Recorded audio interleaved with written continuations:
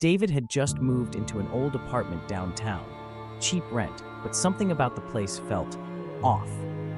The only furniture left behind by the previous tenant was a large, antique mirror bolted to the wall in the hallway.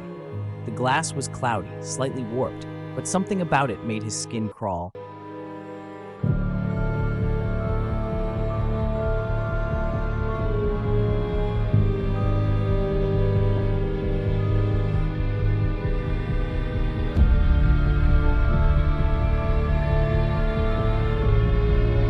The first night was uneventful, just the usual creaks of an old building. But on the second night, he noticed something strange. As he passed the mirror on his way to the kitchen, his reflection lagged, just a fraction of a second behind him. He blinked and stepped back, but the reflection matched his movements perfectly. "Must be my imagination," he muttered.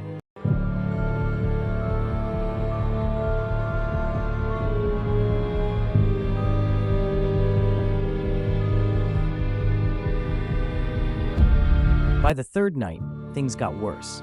As he brushed his teeth, he saw movement in the mirror that wasn't his own, a shadowy figure just behind him.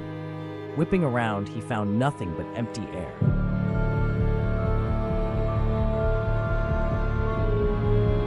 The air in the apartment felt heavier. A faint whisper echoed in the hallway when he passed the mirror, his own voice, but distorted. On the fourth night, David decided to test it. He waved his arm. The reflection followed. He jumped. The reflection jumped. Then, without warning, the reflection smiled.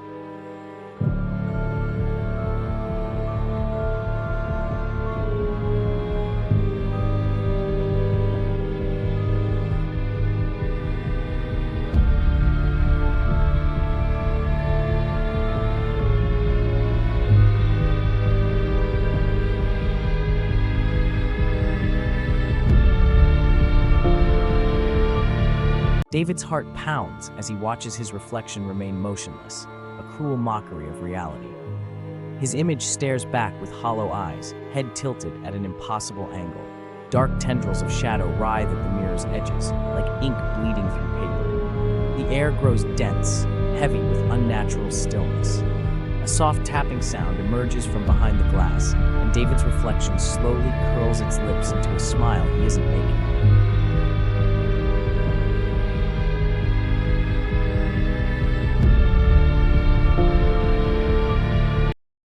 The mirror's polished surface beckons silently in the dim light. David watches, paralyzed, as his reflection shifts and moves independently.